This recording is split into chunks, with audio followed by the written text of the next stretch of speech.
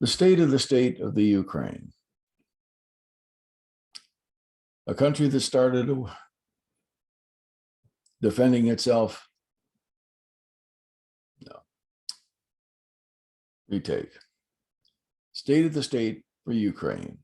Although President Zelensky of the Ukraine only told the military to mobilize one day, 24 hours before the Russians invaded, at least he did. And his best move so far has been in two different theaters.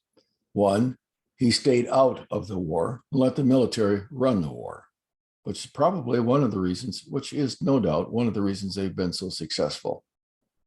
They took what they had and they used it extremely well.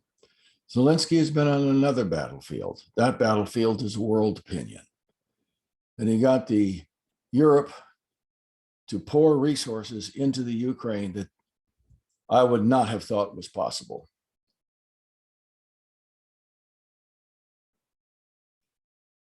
The combination of the two has seen the Russians take a loss of 15,000 men dead in northern, so far in this war. A lot of those men died in the northern part around the capital city of the Ukraine. And when all of that was said and done, they wound up retreating. 15,000 dead, 30 to 35,000 wounded.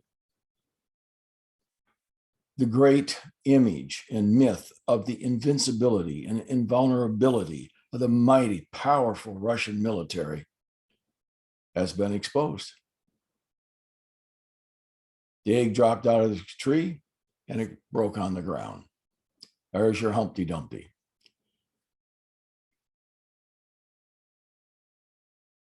We have thought for all of my life, from the time I served in the Navy, Russia has been this almost invincible enemy that we've always thought was at or very near on par with ourselves. Well, this is a clear indication that they're not. And if they ever do meet us on a battlefield, they'll be absolutely obliterated. Their tanks, which they spend about $6 million a piece making, the turrets are blowing off from them because of a design flaw. What a flaw. They've lost 1,000 tanks in 6 weeks.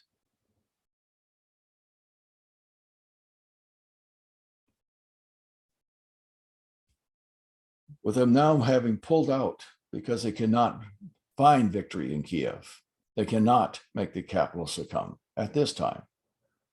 So they pulled north back up into Belarus.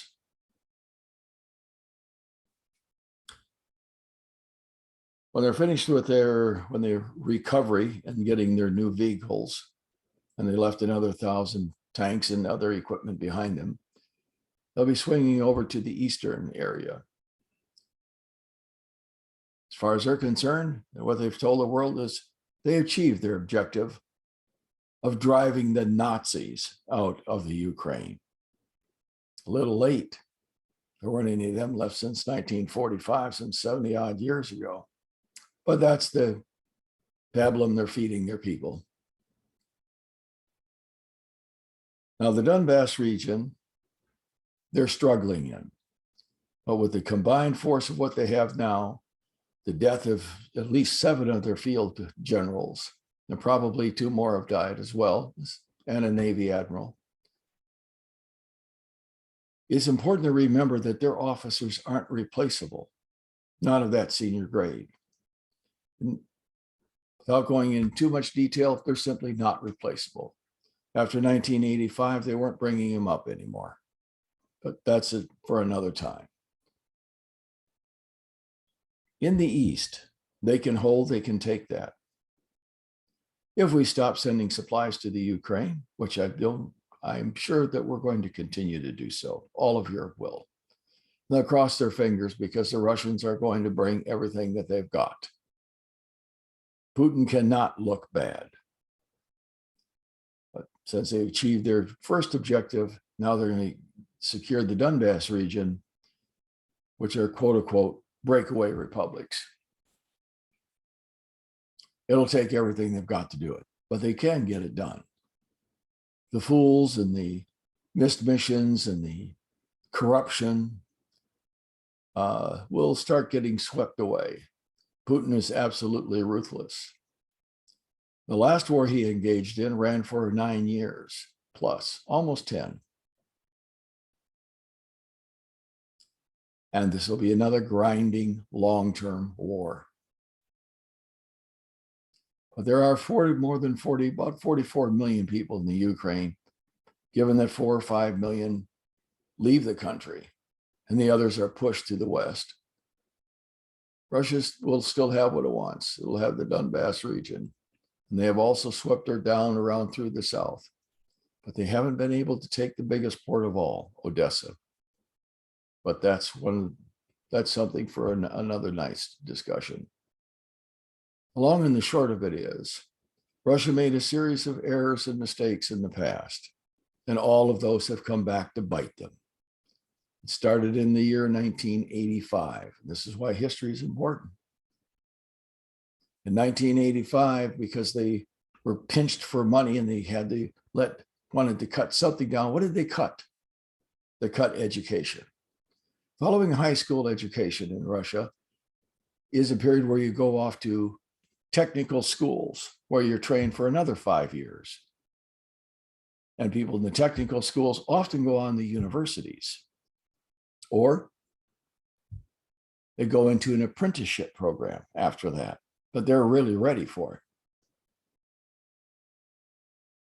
They also did away with all of that. They have only through high school now. They have no technical training schools left.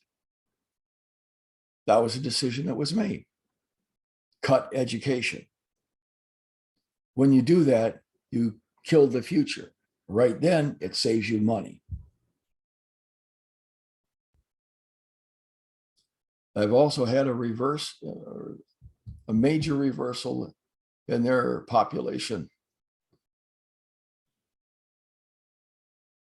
And the people that they're losing, the people they've already lost, over 500,000 people have fled Russia since this, over 200,000 people have fled Russia since this started. The 200,000 people that left Russia are the technical people that they cannot replace. There are no replacements. And the loving arms of Turkey have spread wide, and so they have in other countries for all these technical people, because they are a value-added item. The state of the state for Russia, Putin will write large in the history books, because he will have taken a piece back of what the old Russia was. But the price is yet to fully be paid. And over the next 8 years, you'll see the end of the Russian Empire and anything it ever was. And from this point forward, from that day forward, it'll become obvious that their country is moving in reverse. For just as people can advance, so too can they move and they can go into reverse gear. And that's the state of the state for Russia. Our best years are behind them, and in front of them is decline and decay. That's all for State of the State today.